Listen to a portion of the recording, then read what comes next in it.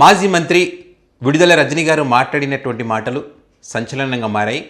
ఆమె ఏం మాట్లాడారు, ఎవరికి వార్నింగ్ ఇచ్చారు, ఆ వార్నింగ్ ఎలా ఉందనేటువంటిది ఈ వీడియోలో ఆమె మాట్లాడినటువంటి మాటలు మీకు వినిపించేటువంటి ప్రయత్నం చేస్తాను. మీ అందరికీ తెలుసు, కూటమి అధికారంలోకి వచ్చిన తర్వాత అధికారులను వాడుకొని పోలీసు అధికారుల చేత కార్యకర్తలను ఏ రకంగా ఇబ్బందులు పెడతా ఉన్నారు, కేసులు ఏ రకంగా నమోదు చేస్తూ ఉన్నారు.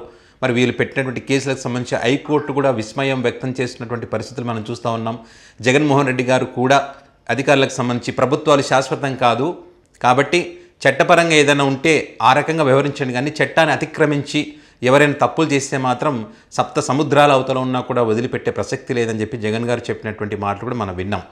సో అంటే వాళ్ళ ఆ రకంగా అధికారం చేతిలో ఉంది కానీ ఇష్టం వచ్చినట్టుగా అరాచకాలు చేస్తూ ఉన్నటువంటి పరిస్థితి. అధికారం అనేటువంటి శాశ్వతం కాదనేది వాళ్ళు గుర్తుపెట్టుకొని ప్రజలు దేనికోసం అధికారం ఇచ్చారనేటువంటిది ఆ కోణంలో ఆలోచిస్తూ ప్రజా సమస్యలు పరిష్కారం చేస్తే మళ్ళీ అధికారంలోకి రావడానికి అవకాశం ఉంటుంది. కానీ ఆ రకంగా వీళ్ళు చేయడం లేదు. మరి రియాక్షన్ అటువైపు నుంచి ఎట్లా ఉంటుంది?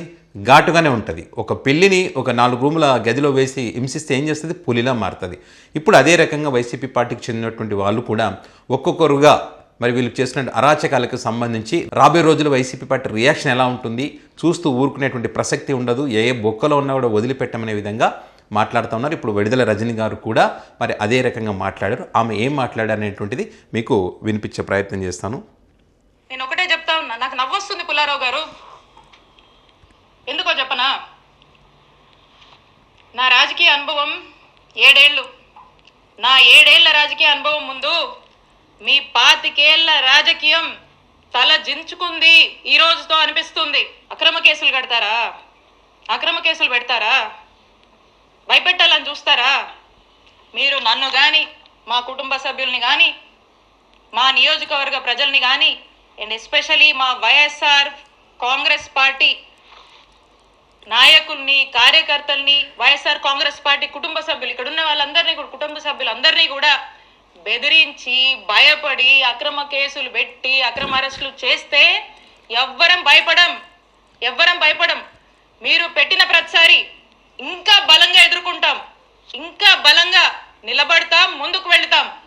మీరు అనుకుంటున్నారేమో ఇంకో 4 ఏళ్ళు కదా, అంటే వింటున్నాం లాలీలు చెప్తుంటే, ఇంకో 4 ఏళ్ళు కదా హ్యాపీగా వీలైనంత అవకాశం ఉన్నంత వరకు దోపిడీ చేసి, ఇల్లీగల్ పనులన్నీ చేసి, జోబులు నింపుకొని, ఓ బ్యాగ్ నుండి సంపాదించుకొని రిటైర్ అయిపోదాం అనుకుంటున్నట్టున్నారు. ఇప్పటి నుంచి మొదలుపెట్టినా నేను ఇంకో 30 నుంచి 40 సంవత్సరాలు రాజకీయాలు ఇక్కడే చేస్తాను. గుర్తుపెట్టుకోండి, 30 నుంచి 40 సంవత్సరాలు ఆ దేవుడు చల్లగా చూస్తే మీరెక్కడున్నా, ఏ ఊళ్ళో దాక్కున్నా మిమ్మల్ని లాక్కొచ్చేది ఖాయం.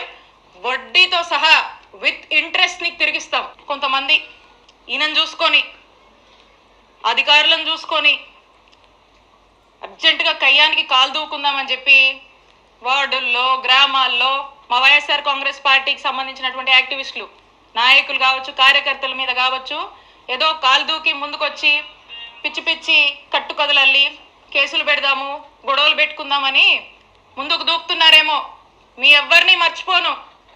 అందుకే చెప్తున్నా, ఆయనకి, మీకు, మీ ఎవ్వరిని వదిలిపెట్టం.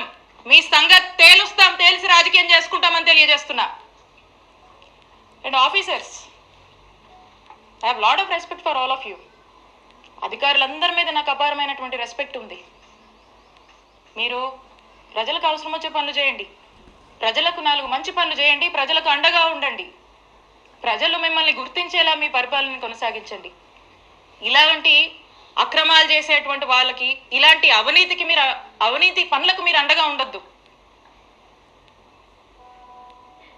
కొంతమంది ఉన్నారు బాగా అత్యుత్సాహానికి పోతూ ఇట్లాంటి పనులు చేస్తూ ఉన్నారు. నేను చెప్తున్నా, ఇలా అత్యుత్సాహంతో ఏ ఆఫీసర్ అయినా ఇష్టం వచ్చినట్టు చేస్తూ ముందుకు వెళ్తున్నాడా, I'm telling you, you will face severe consequences in the future. You are going to face severe consequences. నేను హెచ్చరిస్తున్నా, అత్యుత్సాహం చూపించేటువంటి ఆఫీసర్లని, మరింత అత్యుత్సాహం చూపిస్తున్నటువంటి కొంతమంది టీడీపీ వాళ్ళని, ఇక్కడున్నటువంటి ఎమ్మెల్యే పుల్లారావు గారిని మీరు మా జోలికి వస్తే మమ్మల్ని తప్పుడు కేసుల్లో ఇరికిచ్చి నానా ఇబ్బందులకు మమ్మల్ని గురి చేస్తే I'm telling you note this,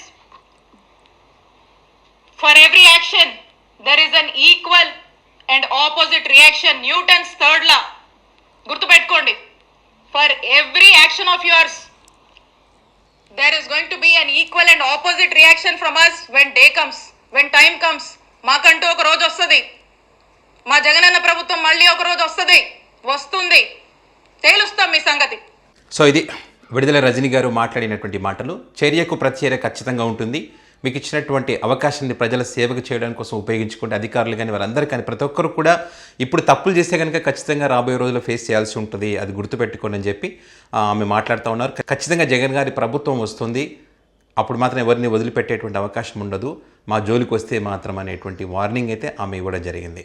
so చూద్దాం మరి ఇప్పటి నుంచి అయినా అధికారులు కానీ అక్కడ నియోజకవర్గంలో ఉన్నటువంటి పార్టీ క్యాడర్ కానీ అధికార పార్టీకి చెందిన క్యాడర్ కానీ వీళ్ళందరూ తమ పద్ధతి మార్చుకొని ఏదైనా నిజంగానే తప్పు చేసి ఉంటే కనుక చట్టం ఉంది, చట్టపరంగా ఏదైనా ఉంటే చేయొచ్చు, కేసులు పెట్టడం, న్యాయం పొందే విధంగా ఆ రకంగా ఉండొచ్చు. అంతేగాని ఇట్లా ఇష్టం వచ్చినట్టు రీతిగా తప్పు చేయకపోయినా కూడా తప్పు చేశారని చెప్పి రజనీ గారి పైన ఎస్సీ ఎస్టీ కేసులు అని చెప్పి ఆమె ప్రమేయం లేకున్నా కూడా ఈ రకంగా చేస్తామంటే ఖచ్చితంగా రియాక్షన్ ఇట్లనే ఉంటుంది. వీళ్ళ అధికారంలోకి వచ్చినప్పుడు వీళ్ళు ఏదైతే చేశారో చర్యకు ప్రతిచర్య ఆ రకంగా ఉంటుంది. సో ఇవన్నీ జరగకుండా ప్రజలకు మేలు జరగాలంటే కనుక ఇలాంటి వాటికి పులి స్టాప్ పెడితేనే మంచిది. సో ఇది చిలకలూరుపేటలో ఇప్పుడు ఉన్నటువంటి పరిస్థితికి సంబంధించి విడుదల రజనీ గారు మాట్లాడినటువంటి మాటలు. సో మరి నిజంగానే చిలకలూరుపేటలో ఎలాంటి పరిస్థితులు ఉన్నాయి, ప్రజలకు మేలు చేసేటువంటి పరిస్థితి కనిపిస్తూ ఉంది అధికార పార్టీ, లేకపోతే విడుదల రజనీ గారు మాట్లాడినట్టు అరాచకాలు, విధ్వంసాలు, అక్రమ కేసులు, అక్రమ అరెస్టులు ఉన్నాయనేటువంటి అంశానికి సంబంధించి మీ అభిప్రాయాన్ని కామెంట్ రూపంలో పెట్టండి.